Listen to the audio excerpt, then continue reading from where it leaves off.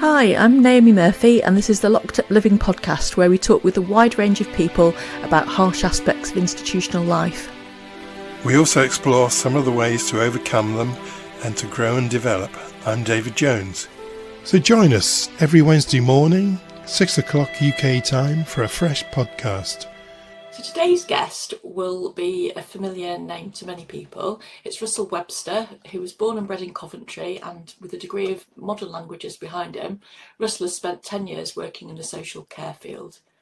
He qualified as a probation officer in 1987, working with offenders in North and East London. And he's also worked for a range of voluntary sector organisations in both this country and the USA. Russell developed his consultancy skills through work with two national voluntary organisations before going freelance in 1996, and he's been a full-time researcher and consultant ever since. And I think perhaps you're best known for your writing, your blog summary of whatever's happening in the criminal justice system, which is circulated very widely. Although the work always varies, it mainly comprises research for various government departments, needs assessments for local commissioners, and evaluation work with community organisations. Really pleased to have you join us today, Russell. Welcome. Thanks ever so much. Nice to be here. Hi Russell, very nice to meet you. Thanks a lot for coming along today. So you originally worked as a probation officer, as I understand it, and I'm interested to hear a bit about that, where you worked and how you got into that particular field of work. Well, I've never been 100% clear. I'm no clearer today than I was then about how I ended up in probation. I know that as a young man I was kind of quite passionate about things, quite kind of political, and I know I wanted to make a difference. I know I didn't. I was convinced that I was going to get on the fast-track prisoner governor course, and I wrote an application which I'm sure would make me hell with laughter if I read it back today. I think my main motivation was I wanted to do something with my life and not be involved in the production of Mars bars. It doesn't make any more sense now than it did then. But I think I did have, a passion about kind of injustice and people having an equal kind of chance in life. And for some reason, the law never crossed my mind, and working with people interested me. I think if I'm more honest, which obviously hindsight and being older allows you to be, I think there was what I might now think of a slight vicarious pleasure of interest in other people's lives and wanting to kind of know, what went on. But yes, I mean, to be honest, it was such a straightforward process in those days. I got a degree. I found a job working with young adults in the criminal justice system. I applied to do the probation officer training, which new recruits will be horrified to know consisted of 2 years, a combined MA, very kind of extensive, very well supervised placements, and all with a tiny salary. So we were, looking back, we're certainly the generation that were very lucky. I have an ordinary degree and a master's, and I didn't pay a penny towards either of them, and just wish my children could have had the same opportunities. Yeah, hear to that. So I've worked in London as well, in North Kensington and in Homerton, and when I went to work in Homerton, the people I worked with kept referring to Murder Mile. Well, Murder Mile seemed to shift around a bit, but nevertheless, it must have been a fairly difficult place for you to be working as a probation officer. I guess so. I mean, I do remember it, I suppose like all these things, like you pass your driving test and you're excited, then you get in the car and you're on your own and you think, oh my God, what have I done? So when I walked into the office for my first day, interestingly, my manager didn't speak to me for 4 days because he was sulking with the rest of the team. I had 10 cases, 2 of whom were people who were rapists in prison. And I think it certainly kind of struck home then, what I'd let myself in for. And and I suppose the responsibility of the job, which obviously you felt you knew after 2 years, but actually kind of winging it, or as it, I suppose it feels to everyone on their first day in the job, was a scary prospect. So why did you end up leaving the profession, Russell? Well, that's a much easier question to answer, David. I wasn't much cop as a probation officer. I really enjoyed the job. I enjoyed working with people on probation. I enjoyed working with my colleagues. Yeah, so I was passionate about the job. I enjoyed it. I think I was quite good at engaging with people. I was good at advocating for people. It was a long time ago, so actually it was really possible to find people housing, to find them resources to furnish a flat or help if they recently had a child, etc. What I wasn't very good at was the actual core of the job, which was helping people make sense of their lives and sort out the kind of the chaos, confusion, and make a good plan going forward. So I was forever making successful applications to get people into rehab and being really disappointed when they left 6 days later. So and it took really I had a kind of belated gap year in my late 20s. I went and worked in the States for a year. Completely unplanned. I think the trigger was a relationship kind of breakup. I'm going to do something different with my life. And again, when I remember being on the plane thinking, what have I done now? But really, obviously, working in a different culture gives you a different perspective. And again, I learnt loads, had a fantastic time, but that job was also very difficult for me. And I just thought, I realised, you know, with the advantages of some distance, do you know what? You know, you've got other skills, but this kind of core key work with people isn't one of them. So I came back and changed direction. So what was the job in the States that you went to? It was working in Pittsburgh in a project that was essentially the last 6 to 9 months for children in care. So social workers suddenly realise, oh, you'll be an adult next year. And so the residential place I worked for really was focused on helping people get the life skills to be independent. And that was a very mixed and scary environment. And I had a fantastic boss who had 27 ways of doing anything. If I could have learned just by osmosis to be as talented as he was at working with troubled young people, I would have been very happy to stay in that role. He was fabulous and a great raconteur as well. And you know, I suppose again, it's funny, isn't it, how easy it is to bond with people from different cultures. So he was couldn't have had a more different upbringing from me. He was an African American guy working 2 or 3 jobs, as most of my colleagues did it in the States. Tremendously successful, but had to kind of prove himself kind of repeatedly. But I'd watch him de-escalate young people that were getting terribly upset and things. And I've also seen him use a completely different technique equally successfully, actually acting slightly more crazy than they were when he realised that they weren't actually out of control, but had got used to a pattern of kind of presenting that behaviour because it was successful for them. So I have loads of wonderful memories of Erwin and the things I learned, and the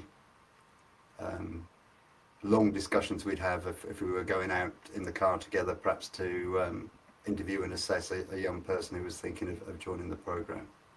It's really interesting, well, refreshing actually, to hear you say, well, I loved the job, but I just wasn't that good at this core part, because I think so often people aren't brave enough to appraise their skills in that way. So people trundle on for years, don't they, perhaps not being terribly efficient at whatever role they've taken, and yet you've taken the skills that you did have and were really good at to do something really creative and innovative, but very much tied still to the criminal justice system. And how nice it would be if everyone was able to be that honest with themselves about the things that they're good at and the things that they're not so good at. Yeah, I guess so. But obviously, I don't think there's a worse feeling in the world than doing a job that you know you're not doing very well. I think most of us experience in life when we start, but if you don't grow into the role and have that confidence, then it's just miserable for yourself, your loved ones, and it's not very good for the people that you're working with. Well, yes, I mean, you were doing very challenging work in really quite tough conditions, both in North and East London and in, did you say it was Pittsburgh? Yeah, so I think what you did demonstrate was extraordinary capacity to learn and pick up things, and allied with this capacity that Naomi referred to for self-reflection and understanding oneself. Well, I guess that's a kind of your value as a consultant is as an outsider that can come fresh to something, and obviously I knew by the time I went to the States, I understood the British criminal justice, the English and Welsh criminal justice system well, but then seeing how different the States was a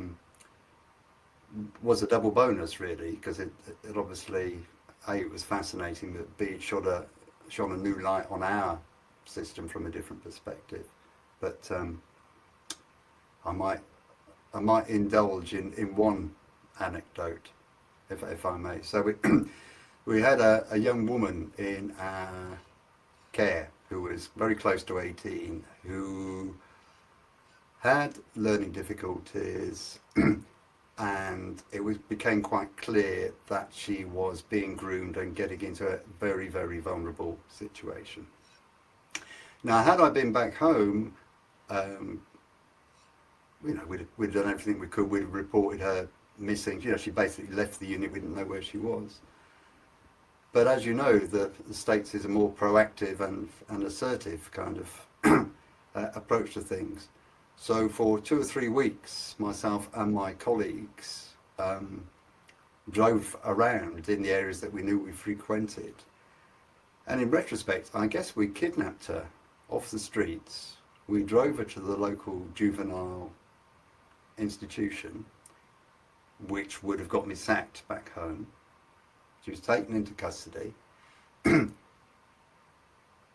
We got her out in front of the judge the next day. The judge said she'd been behaving terribly and was sentencing her to 3 months, which left us traumatised. They took her downstairs, from the dock, at which point the judge turned to us and said, well, I do think she needed a good scare. Now I'm going to get her back up now and tell her that you've convinced me to give her one last chance. And it's just unimaginable in a British setting. But certainly that power of, well, we're not just going to stand by and watch this happen and wring our hands and say, oh no, I'm afraid we can't do anything about it because we're not allowed. I'm not saying there aren't dangers to that approach, but it was wonderful to feel to have made a difference. And I kind of left, a few months later, but I don't know what became of her, but her life was better at that point than it had been, months previously. But yeah, it really had my brain spinning kind of in that courtroom, going through that gamut of emotions. Can't imagine a sentencer in a English youth court doing that kind of double take, kind of almost like a reality show. It would feel like over here. That's a great story, Russell. So you're wondering really whether it was that kind of entrepreneurial spirit that you encountered in the US, which then encouraged you to leave employment and go it alone. Well, I think it did. I didn't do that straight away when I came back. I actually found a couple of jobs with the voluntary sector that were kind of policy and practice development jobs. And if I'm honest, if you'd asked me 2 months before I went freelance if I've ever worked for myself, I'd have said, oh, no way. Because actually my mum and dad, when they got to about 40, it had always been a dream of theirs to own their own business, and they took on a B&B, a guest house, and I had seen them work all day, every day, with hardly any kind of holidays, and they were very keen for me to take over the business, and I was horrified at the prospect. So as always, it's not a plan, it's life that happens. So I had enjoyed the work that I'd done for these two voluntary sector organisations. Needless to say, they kept losing funding, and I knew that the second organisation I was working for was struggling with funding and was much too nice. My boss, who had become a personal friend, would have only let me go as a last resort. And I said, well, do you know what? Why don't I go? I'm just started this project. Why don't you let me do that project under your name, but paid for me? And I had one other contact for a couple of days, work a week for alcohol concern, as it was then, for a couple of months. And I'm still amazed at myself that I took the risk, but I did, and you know, that's 1996, so it kind of seems to have worked out. So you left this charitable organisation, was it? And that's how you got into your own business startup. How did that go? I was just because you seem to be describing a sort of segue from working within that small charitable organisation into starting your own business. Is that right? Yes, that's right. Yes, well, it was a very different experience, obviously. And I guess, go on. So it must have been. I'm thinking it must have been, very stressful for you. You'd seen what your parents had done and how hard they had to work. How did you cope with the stress and uncertainty? Well, I guess it's, as all these things, it was exciting, and it was, I think it was a fit for me. I suppose I had worked for about 10 years in proper jobs with employers, and if you'd got all my managers from those different roles in the same room, they'd have all said, yes, Russell, he's very passionate, he's very hard-working, and he's a right pain in the arse. One of my favourite managers, who had a gift for words, wrote in my annual appraisal, could allow himself to be managed more. So there was a lot of arrogance in that young man, and if you said I should do it like this, I was quite happy to if I agreed, but if I didn't, I would do it the way I thought I should do it. So in a way, having that control over how I went about things was obviously suited my personality. I mean, I think probably the same with most ways of earning a living, massive advantages and massive disadvantages, and they're obviously typically the opposite sides of the same coin. So being a freelancer has been brilliant when my children were young. Never missed a sports day, never missed a school play. My grown-up daughter went in her last month at last term at uni, had a very, very serious traumatic brain injury, which was in a coma for a long period of time. And I was able to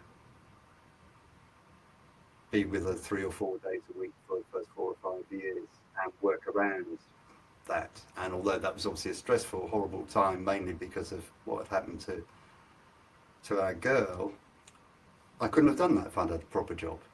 My other half, who cared equally much, had a sympathetic employer, but after a month, It's not. So she ended up doing more evenings, and I ended up doing the daytimes. And I think we're both convinced that my daughter still will always have big challenges that she's got a quality of life she'd never have had we not been able to be with her.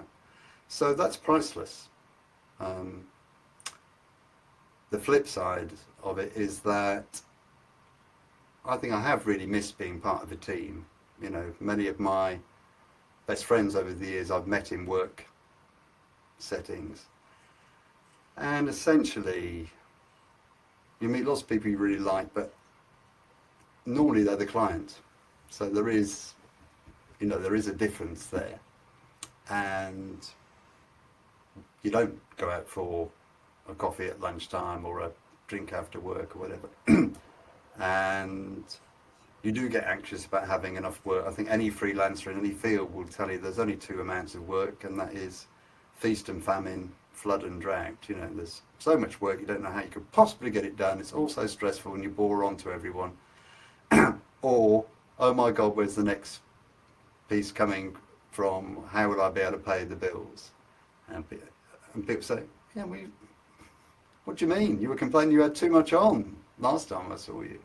And of course the two go together, because you feel like you can't say no, so you spend all your time doing the work, and then there is a natural rhythm to all these things, which means that projects tend to end up ending together.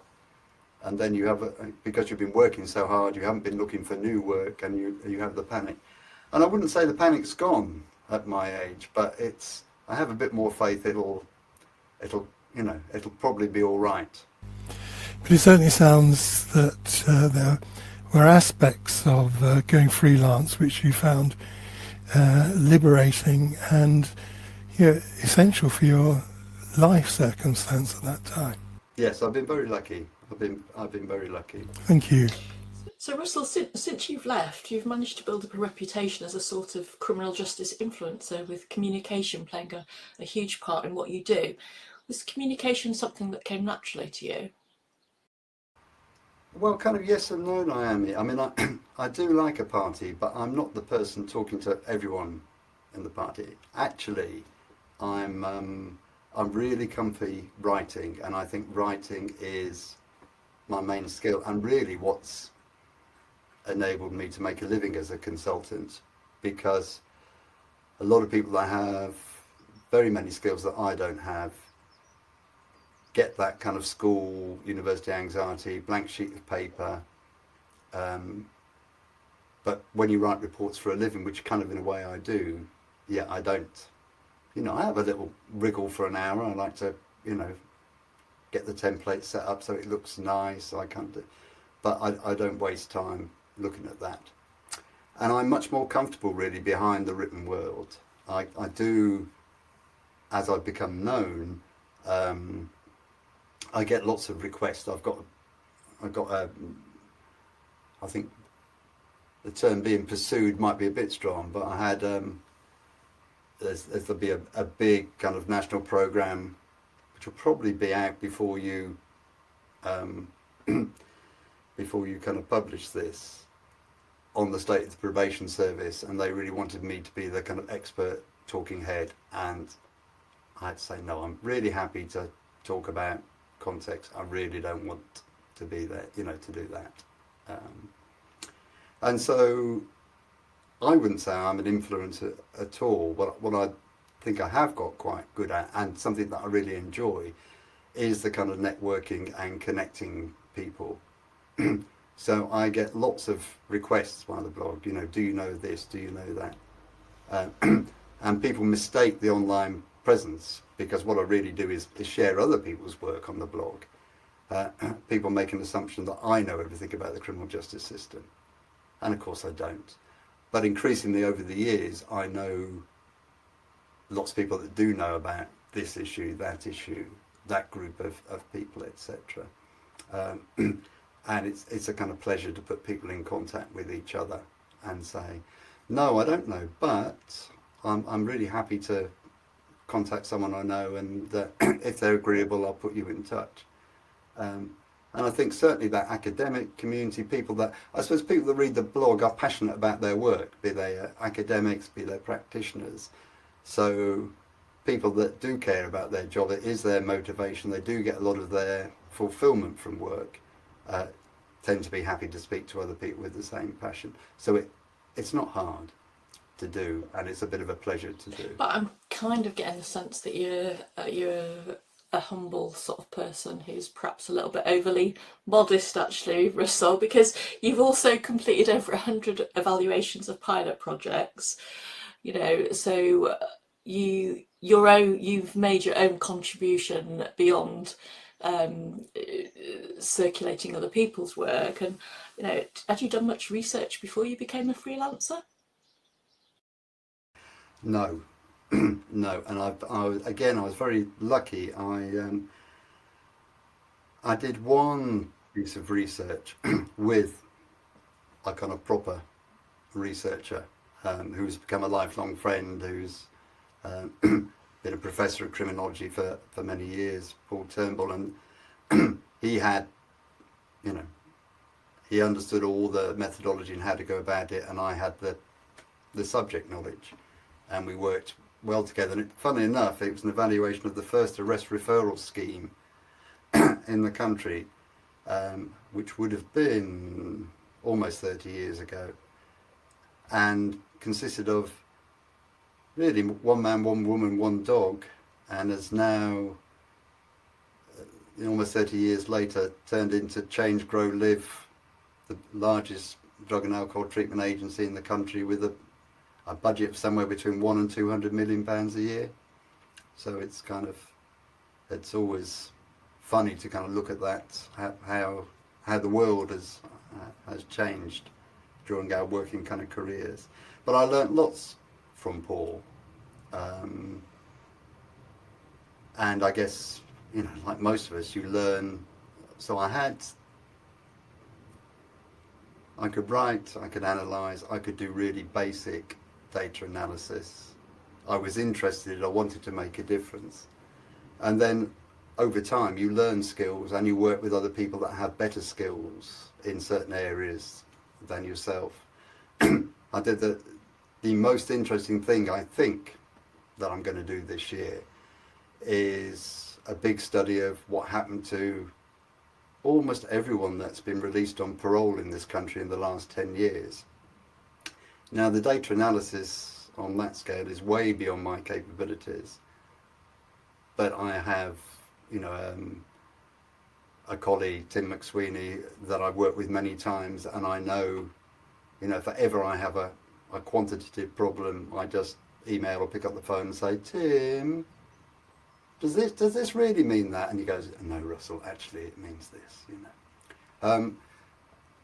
And that really is, if you do it long enough, I think you get to the happy stage where, although I wouldn't say I have control over what work I get, probably more than half the work I do, I work with people that I trust, know have different skill sets to me, that have the same kind of outlook on life.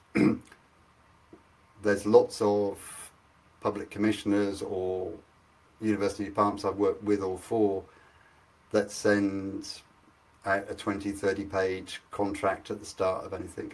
I've never read any of those apart from the page that says this is actually what the project is, and I'm just really happy to, you know, work on the human relationship and sign it and send it back. So, well, I know you're going to pay me, and yeah, of course I'm not going to talk to anyone, you know, it belongs to you, it's your work, that's that. And it's very refreshing, I think, to work with people you trust like that. And I find that, although you might think, well, it just makes you complacent, actually when you work with people you really trust, that we tend to kind of push each other more and say, well, why are you doing that? You said you were going to do this, why did I? And it makes you articulate and justify and sometimes reverse your decisions or change your decisions in a way that it's harder, I think. You know, again, when you work in a team where you know each other in a place of work, then obviously positive teams work in that way all the while. But when you're a freelancer, it's quite precious to have those relationships. What are the kind of projects you feel most interested in, you get most drawn to? Is there a central theme? Because criminal justice is a really broad area, isn't it? It is, and I suppose it's good of me that always says whatever I'm working on at the time, because that's what you're kind of enthusiastic about. Um, and as an evaluator, you do find what you find, and I've certainly evaluated the good, the bad, and the ugly.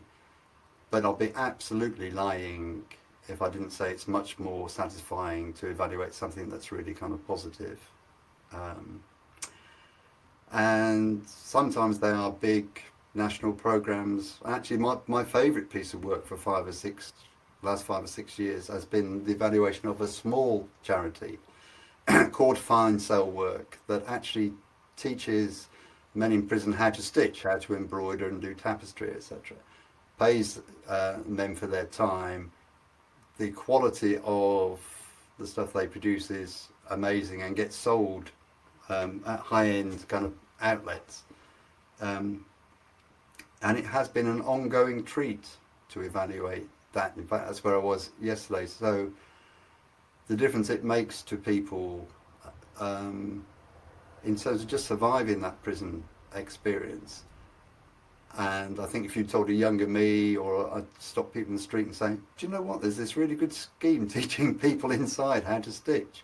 Your first instinct would be to laugh. But actually, there's something about creating something from scratch. There's pride in that achievement. The quality of the work, as I said, is amazing. People find it very therapeutic. They find a connection to the outside world. Even though they're paid very small amounts of money, they're working for a charity and they feel good about that. And it's the project I've reflected most about and talked most about. It's probably one of the smallest jobs I've ever done, although I do a little bit for them every year. But I think just those profound things that make life happy for human beings, the sense of how much you feel better when you've achieved something in the day, when it's purposeful, when it's real, even more so when it's beautiful in this case. And I've been amazed at how many people can do it, because I instinctively feel I would definitely be useless at it. And I have spoken to people with quite a long way down the kind of ADHD scale, who I've asked a 6-word question and they've not been able to answer it because their brain has fired off in other directions. And yet in front of them is a piece of work that has perhaps taken them 60, 80, 140 hours, requiring total focus. When it goes wrong, it has to be unpicked and done again. And it's a marvel to me that I suppose that's one of the great things that we know there are so many arts and activities that come out of people when they have those constraints put on them, that they're forced and actually have the time and sometimes the opportunity, and you realise there is so much talent in so many of us, and so few of us get to kind of realise it. Anyway, I didn't think I'd talk about that for 10 minutes. No, that's a really nice story, and also I think it must be really nice to be in a position where you can actually highlight those kind of pockets of good practice, because in some ways the more attention that goes to them makes the chance of them continuing a little bit more certain, doesn't it? And things can be quite vulnerable to having funding pulled or not being able to continue. So I think if you're doing something that contributes to establishing it as useful or giving it visibility, people find it a big help with their mental health. It's a kind of meditative activity. Where do you draw your inspiration for your writing for the blog from? Is that just something that randomly pokes out for you that week, or? Well, that's part of today's theme, I suppose. So yes, no plans to do it. I've been pottering along freelance for about 10 or 12 years, very happily, in a very small specialist field. And the way it worked was that you tendered for bits of work, and because it was small and specialised, and because I was okay at it, I kind of normally, sort of 6-7 times out of 10, I'd get the tender, and that was my work for the year.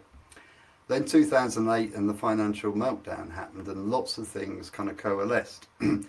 So I'd be bidding for quite a small bit of work, but 2 months work for me, so really significant. And I suddenly found out I was going up against KPMG, who knew nothing about the subject and were clearly going to put 2 interns on it. So my kind of success rate dipped. At the same time, inevitably, I think in any form of work, you form relationships with people. So I'd done a number of bits of work for the same organisation that was happy. And I remember them, one client, it was a drug and alcohol action team in one of the London boroughs, calling me up and saying, "Oh, I'm really sorry, Russell, but you know, we agreed that bit of work, which in this case was about 6 months work for me. I'm afraid we can't give it you." And I said, "Oh, why is that?" And they said, "Well, because our procurement people said you can't use Russell again because you used him last year." So suddenly I realised I was in a situation where the options were get a real job, which would have been by that point, if I was difficult to manage before 10 years freelance, would have been disastrous all round, or try and get my work in other ways. And that's really where the blog came from. And it started off, you know, once or twice a week, and then became much more kind of regular. And I don't really have any illusions about it. I think it's just putting together in one place the latest developments for very busy people. And I think people look at the daily email and think, "Oh, not interested," or, "Well, bit interested, I'll save that and read the summary later." And then every week, month, 3 months for different people, I'd cover something that was bang in their area of interest, or something that they were doing at the moment, and then they would click on the substantive report that I was summarising, and it was really valuable to people. And so just gradually, over time, it grew organically. And it is how I get my work now, really. People ring me up and saying, "Oh, I wondered, would you?" I said, "Oh, yes, I'd be interested. Tell me more."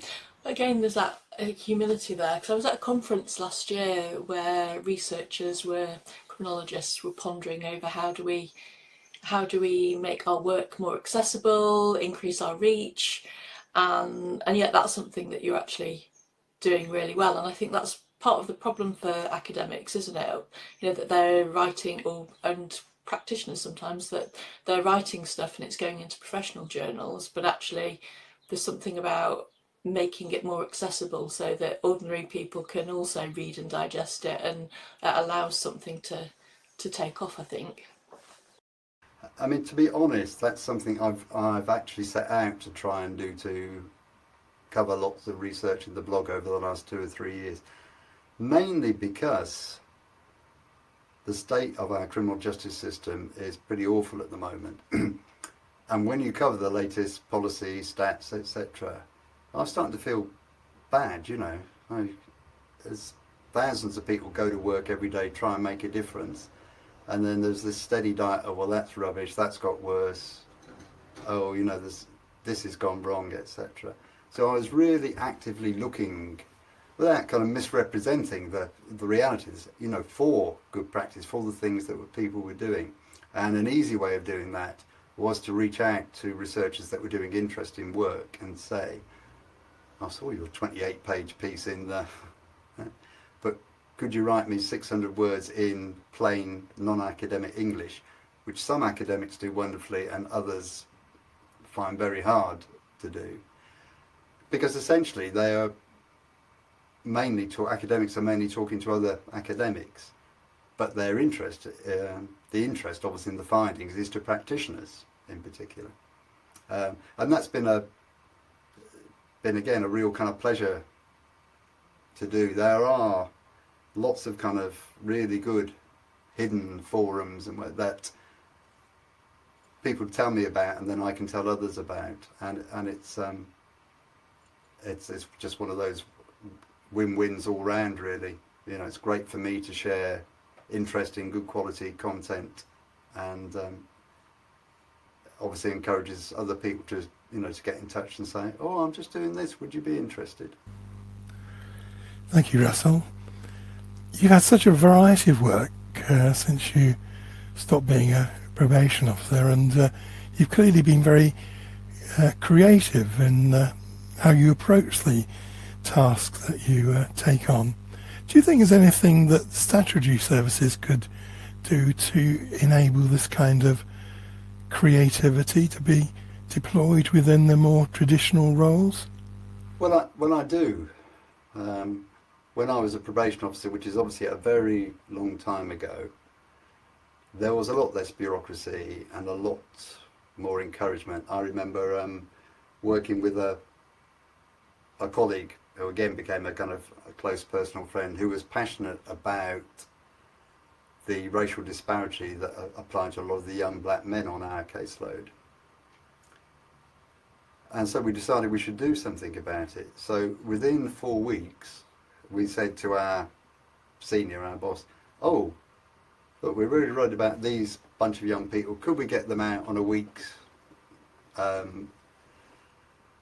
pre-release and do a bunch of work with them, you know, around their offending, but also the resources they'll need, helping them, giving them a little bit of time with family before being released, giving them the chance to go and talk to employers, etc. Oh yeah, if you want to, you know, you'll have to make your work up. All right. Yeah, oh, you know, so Angela called up here, can we have that space for the week? Yeah. I contacted the prisoners. Oh yeah, you're his probation officer. Yeah, you can come out for a week to do that. And that was it. That would be a 15-month endeavour now. And although the probation service has been badly beaten up in recent years, and it wasn't as perfect as we like to pretend before the kind of privatisation and reprivatisation. However, there were very many probation officers, probation areas doing lots of really kind of positive stuff.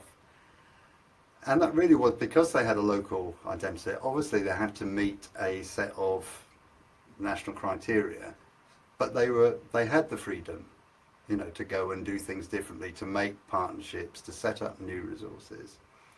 And obviously, if you're passionate about your job and someone says, yeah, go on then, make a difference. If you think you can do better, we'll back you. And people respond to that. There's massive job satisfaction. And when you look at where we are now, with a more and more centralised system, less and less autonomy, less control, I mean, it's no surprise. You know, it's interesting, isn't it? In this country, we talk a lot about, oh, the private sector does this, that and the other, and yet we refuse to follow those kind of proven models of the really successful private sector businesses in terms of valuing staff. You know, it's not difficult, is it?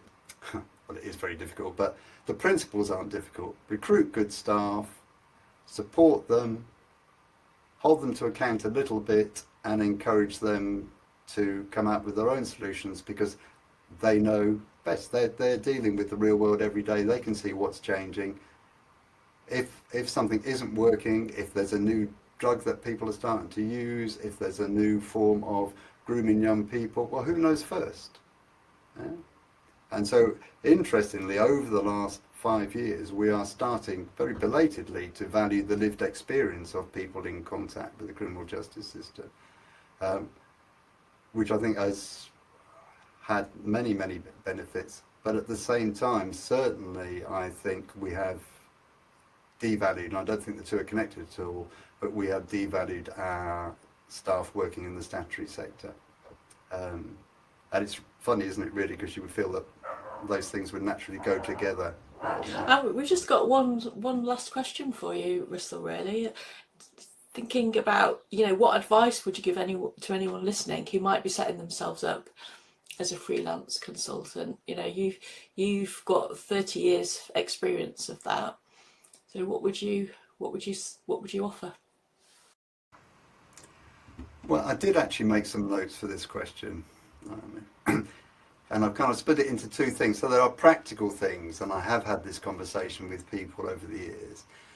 And then there's kind of psychological looking after yourself things. So the kind of practical bits, I think, are straightforward. I mean, actually modern work life makes it more possible. Because I think if you've got a good idea, lots of people have split careers.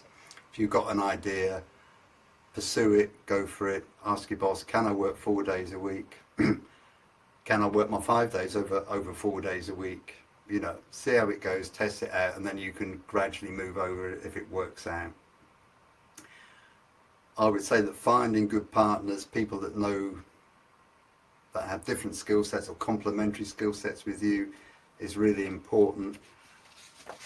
I also think it's really important to kind of do what you know, do what you're good at, but kind of stretch yourself. The perfect project for me is something I know about, but in a setting I don't know about, or kind of vice versa.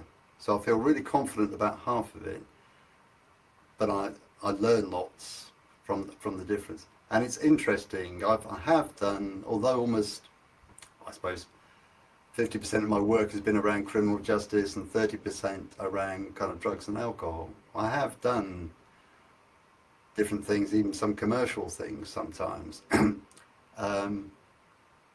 I did an interesting project recently that was encouraging people from diverse backgrounds into the kind of creative arts, because that's an area where actually getting in is who you know.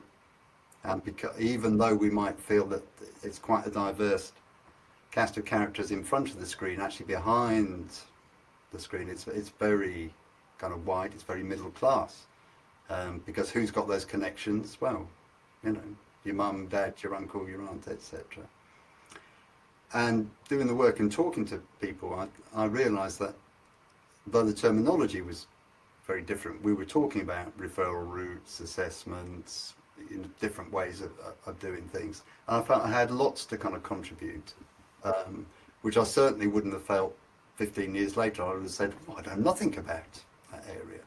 And I think networking is obviously important, finding people you trust, finding people whose opinion you trust. If you've got a new idea that you think is brilliant, you need someone you like and respect to test that and encourage them to say, yeah, that's great, but, or no, that's rubbish, or yeah, it's great, but unfortunately they've already doing it and they have been doing it for quite a long while.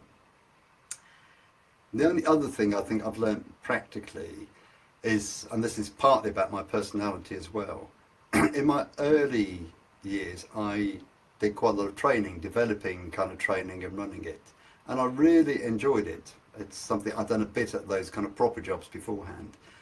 But what I found was I loved devising the course and running it. I love refining the course in the light of that and delivering it the second time. And when I delivered it the third time, I'm like, right, I'm not sure I'm learning much here.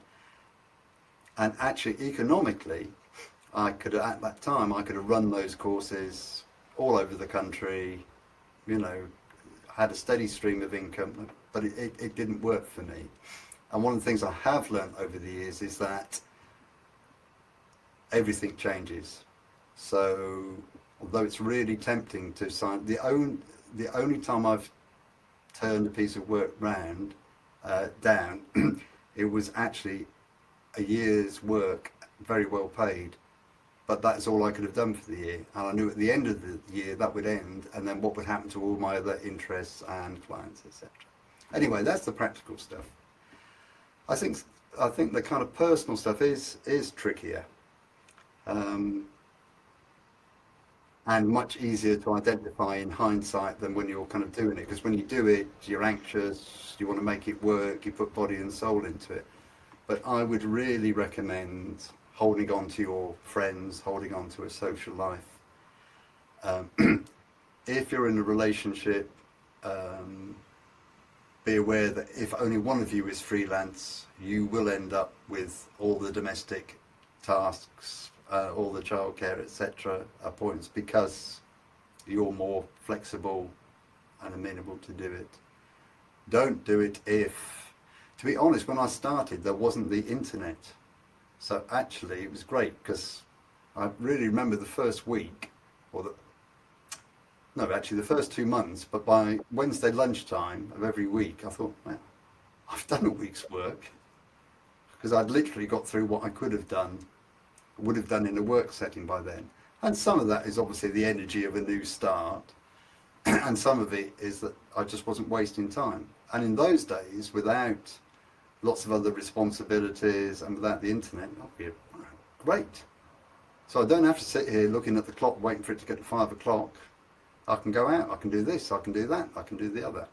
So really try and cling on to that and make time for yourself to do those things, and embrace the advantages of being your own boss. And like I say, for me, certainly, and I know for freelance colleagues, that ability that you can really go to all those school plays, and all you say when it, someone wants to put an appointment in that day, say, oh, I'm really sorry, I can't do that. Because you are the boss, you can, and that's invaluable. And obviously stuff you can't get back. If you've missed it, you've kind of missed it. I think work in partnership wherever you can, work with people you like. Increasingly, I do stuff with people that I like and respect, and it just makes life so much less strict, less stressful. And the last thing that has taken me 29 years to learn, and I've only done the last 6 months, and I think probably something that lots of people identify with, especially kind of post-COVID, is I just used to work whenever. Now, it's brilliant when you haven't got enough time or you've got other important things to do in the day, but it's a terrible habit. And only the last 6 months have I literally switched off the computer at 5 o'clock, and sometimes at 4:30. And I don't switch it on over the weekend. And for the previous 4 or 5 years, it was never off. It was off if it was rebooted. And, I might come in to Google the weather and end up seeing an email and replying. But don't do that to yourself, because your brain's always on, you don't sleep, etc. And it's really obvious, and everyone says it, but I think as a freelancer, it's very tempting to get into that. Oh, I'll just respond. Because it's off your head then. But the flip of that is that you're always looking and checking for the next. Oh, they haven't got back to me. Russell, thank you for that conversation. It's been a pleasure. Well, I hope it's of interest to people. I haven't got the foggiest from this perspective, obviously. Well, a lot of really interesting stuff there, Russ, and I particularly love your suggestion that one should avoid doing things repeatedly. So thanks very much. Thank you very much.